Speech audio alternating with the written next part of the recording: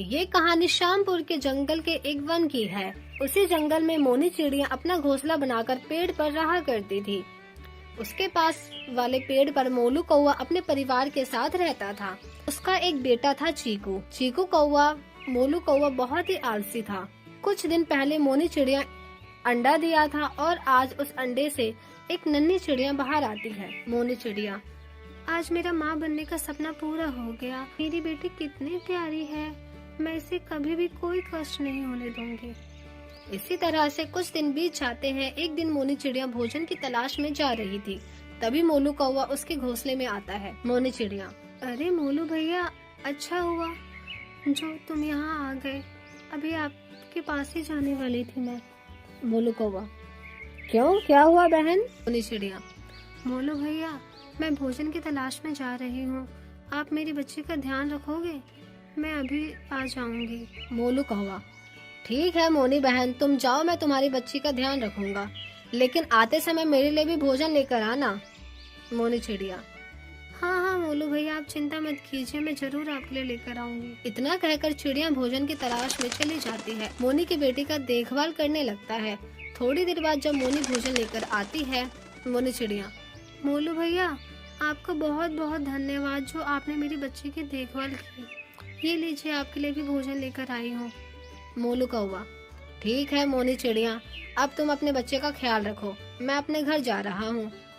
इस तरह से मोनी चिड़िया रोज भोजन लेकर आती और मोलू कौवा बैठा बैठा खाता। धीरे धीरे कई महीने गुजर जाते हैं और बारिश का मौसम शुरू हो जाता है। तब एक दिन मोनी चिड़िया कहती है, मोनी चिड़िया, मैं अपनी बेटी को इस बारिश में कैसे बचाऊंगी? मेरी बेटी इस बारिश में भीग रही है। मैं मोलू कौवे के पास जाकर मदद मांगती हूँ, शायद वो मेरी मदद कर दे। मोनी चिड़िया मोलू कौवे के पास जाती है। मोनी चिड़िया, मोलू भैया, इस बारिश में मेरा घोंसला पूरी तरह से भीग गया है और मेरे घोंसले का पता नहीं कब टूट जाएगा। क्या बारिश रुकने तक आप मुझे अपने घोंसले में रहने दे सकते हैं? मैं अपनी बेटी को अपने साथ लेकर आई हूँ। मोलू कौवा, मोनी चिड़िया, मैं तुम्हें साफ साफ बता देता हूँ, मेरे घोंसले में इतनी जगह नहीं है कि मैं तुम दोनों माँ बेटी को अपने साथ घोंसले में रख सकूं। तुम कोई दूसरा आशियाना देखो। मोनी चिड़िया उदास मन से वहाँ से चली जाती है। धीरे धीरे बारिश तेज हो रही थी। अचानक मोनी चिड़िया को एक पेड़ में बड़ा सा सुराख दिखाई देता है। मोनी चिड़िया अपनी बेटी के साथ उस सुराख में छिप जाती है।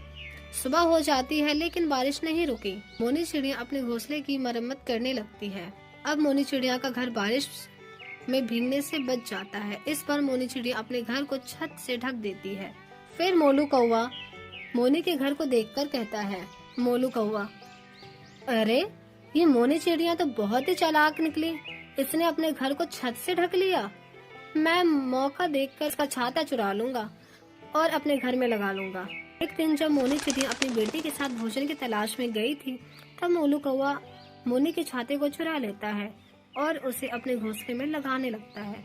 तभी गुल्लू चील वहाँ आ जाता है और वो मोलू से कहता है, गुल्लू चील, मोलू कौवा, तुम बहुत गलत किया है। तुमने मोनी चिड़िया का छाता चुरा लिया। अभी जाओ और इस छाते को मोनी चिड़िया के घोंसले में वापस लगाओ। अगर तुमने ऐसा नहीं किया ना तो तुम्हें मैं मार डालूंगा।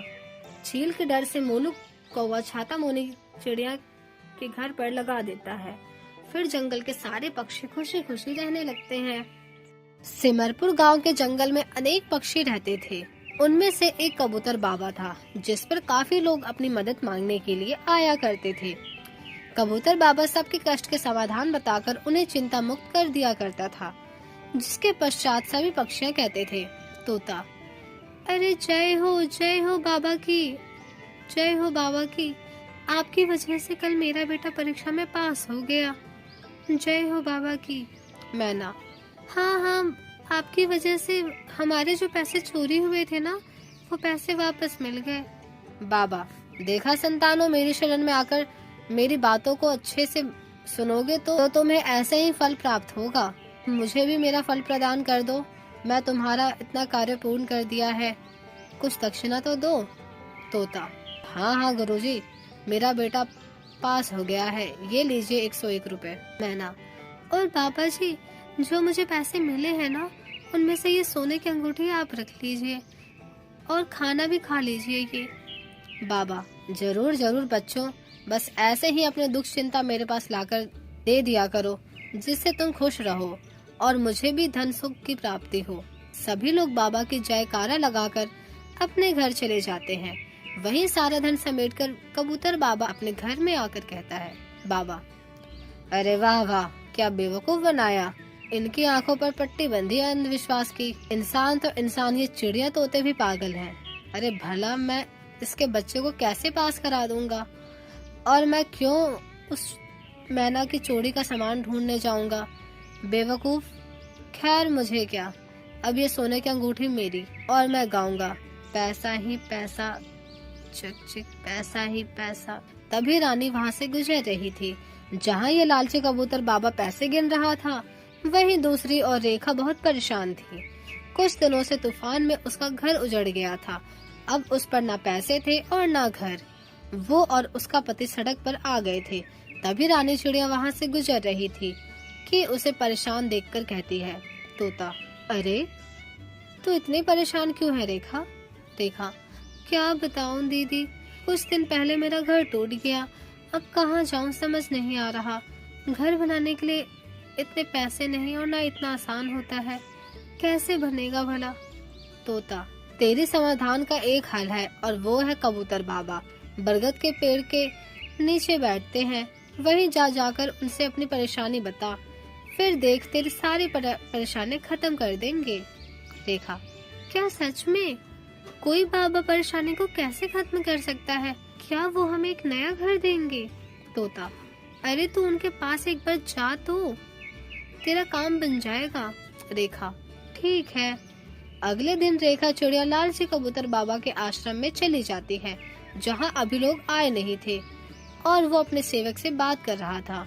सेवक, कबूतर बाबा, हमारे आसपास के पक्षी कितने बेवकूफ है ना, बिल्कुल भी नहीं समझते कितना अंधविश्वास है उन्हें इस चीज का कि प्रसाद खाते ही सब कुछ ठीक हो जाएगा। हा हा हा। बाबा, सही बोल रहे हो तुम राजू, पागल है सारे के सारे पक्षी। हमें क्या, हमारे लिए तो अच्छा ही है, हमारे पास फ्री के पैसे आ रहे हैं, इन्हें ऐसे ही हम अंधविश्वास करने दो। हा हा हा। चलो बाहर, मेरे बाबा बनने का समय हो गया है। सेवक और लालची बाबा की सारी बात सुनते वक्त रेखा चिड़िया उसे रिकॉर्ड कर लेती है और कहती है, रेखा, अच्छा हुआ जो मैंने ये सब रिकॉर्ड कर लिया। शक तो मुझे पहले से ही था, लेकिन अब सबूत भी मिल गया। सारे पक्षी के सामने इसकी पोल पट्टी अब मैं खोलूंगी। लालची बाबा फिर से लोगों के सामने कल्याण करने का ढोंग रचता है और कहता है, बाबा, और बच्चों आगे आओ, तुम्हारा समाधान करूं मैं। कौवी, बाबा, मेरे पति का एक्सीडेंट हो गया है।